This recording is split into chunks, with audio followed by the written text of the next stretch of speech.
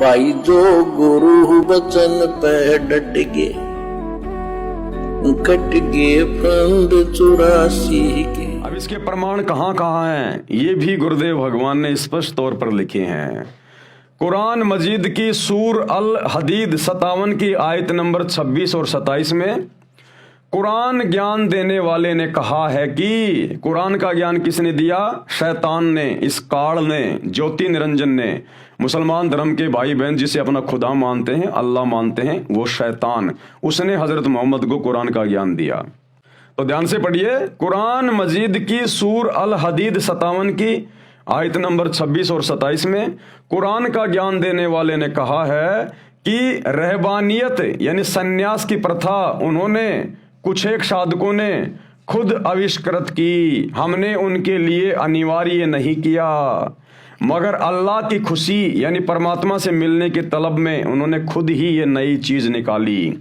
ये उन मुसलमान फकीरों के लिए कहा है जिनको कादिर अल्लाह अपना नबी आप बनकर आता है और नेक आत्माओं को मिलता है। देखो भाई और बहनों, कितना बढ़िया पॉइंट है आप और हम भगत भाई बहनों के विश्वास के लिए।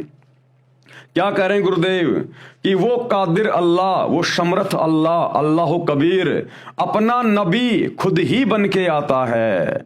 यानी ये काल, ये शैतान तो अपने नबी भेजता है, जैसे हजरत मोहम्मद को भेज दिया, हजरत आदम को भेज दिया, हजरत दाऊद को भेज दिया, हजरत ईसा को भेज दिया, हजरत सुलेमान को भेज दिया, श्री राम को भेज दिया, श्री कृष्ण को भेज दिया।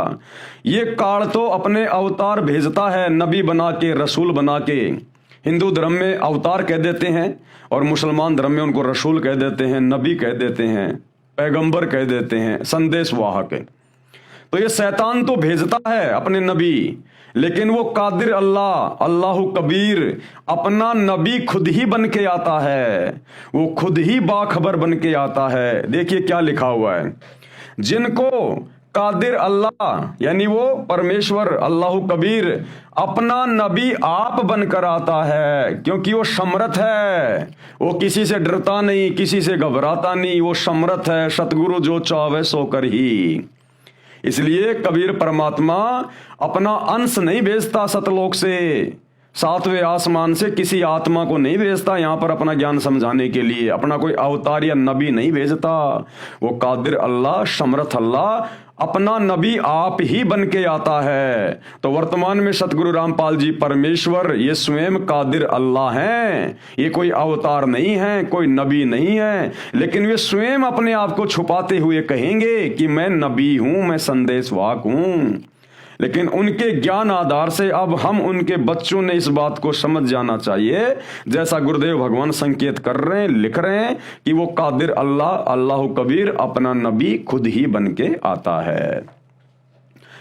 जिनको कादिर अल्लाह अपना नबी आप बनकर आता है और नेक आत्माओं को मिलता है, उनको अल्लाह की इबादत का सही तथा संपूर्ण ज्ञान देता है। जैसे आज आप और हमें उन्होंने अपनी इबादत का सच्चा ज्ञान दे दिया।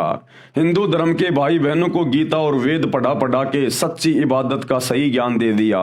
मुसलमान धर्म के भाई बहनों को, ईसाइयों को, सिखों को उन्हीं के धर्म ग्रंथ खोल खोल के सच्ची इबादत का सच्चा ज्ञान दे रहे हैं और लाखों श्रद्धालु उनकी शरण में आके अपनी आत्मा का कल्याण भी करवा रहे हैं।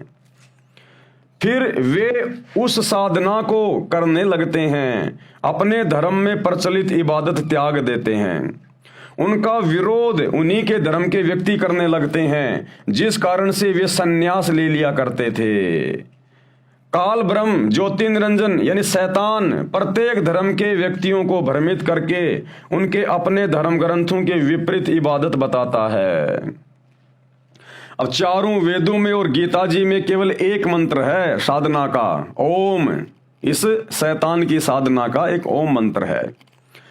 और पूर्ण अल्लाह, अल्लाह कबीर की इबादत के 3 मंत्र हैं जो गीता अध्याय 17 श्लोक नंबर 23 में लिखे हुए हैं। ओम तत् सत्य इति निर्देशे ब्रह्मणे त्रिविध समर्पण, यानी उस पूर्ण परमात्मा अल्लाह कबीर की सच्ची इबादत के 3 मंत्र हैं जो 3 प्रकार से जपे जाते हैं।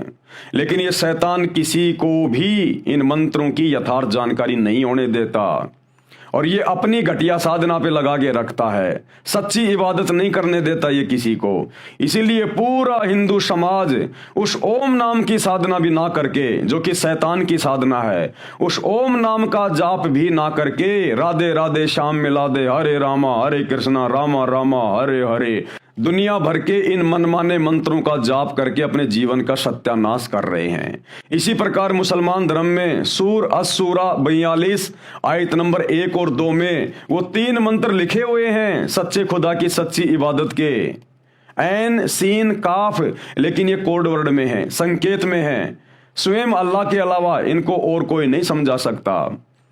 तो मुसलमान धर्म के भाई बहन इन धर्म ग्रंथों में लिखी सच्चाई को ना समझकर और उल्टी इबादत पे लगे हुए हैं। मज़ारों पे जा जाके सिजदा कर रहे हैं, कहीं कोई चद्दर चढ़ा रहे हैं, कहीं हज के लिए जा रहे हैं, दुनिया भर के पाखंड और आडंबर में फंसे हुए हैं।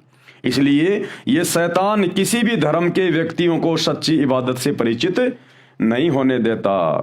काल ब्रह्म यानी ज्योति निरंजन ये शैतान प्रत्येक धर्म के व्यक्तियों को भ्रमित करके उनके अपने धर्म ग्रंथों के विपरीत इबादत बताता है, अपने दूत भेजते रहता है। यानी ये मुल्ला मौलवी उलेमा ये सब काल के दूत हैं, शैतान के दूत हैं। हिंदू धर्म में ये पंडित, ये ब्राह्मण, ये आचार्य, शंकराचार्य, धर्मगुरु, महामंडलेश्वर ये सब काल के दूत हैं। तप करने की प्रेरणा करता है, कठिन साधना करने की प्रेरणा करता है, परमात्मा प्राप्ति की तड़प में साधक वह करने लगता है। पूर्ण परमात्मा यानी वो कादिर अल्लाह, अल्लाह कबीर उनको फिर आकर मिलता है और यथार्थ आसान नाम जाप करने की विधि यानी इबादत बताता है कि बेटा जंगल में जाने की जरूरत नहीं है, ये तप करने की जरूरत नहीं है, मंदिर मस्जिदों में धक्के खाने की जरूरत नहीं है, तुम्हारे धर्म ग्रंथों में क्या साधना है हमें उससे परिचित करवाता है, भक्ति के वास्तविक मंत्र हमें देता है जो कोड वर्ड में हमारे धर्म ग्रंथों में लिखे हुए हैं। उसके बाद वो साधक उनको अपना गुरु धारण करके जब वो अल्लाह कबीर बाखबर धरती पर संत रूप में आता है तो उनके द्वारा बताए गए साधना फिर साधक करता है तो हर प्रकार से वो सुखी हो जाता है। जो गुरु बचन पे डट के कट गए फंद 84 के, कट गए फंद 84 के, कट गए फंद 84 के।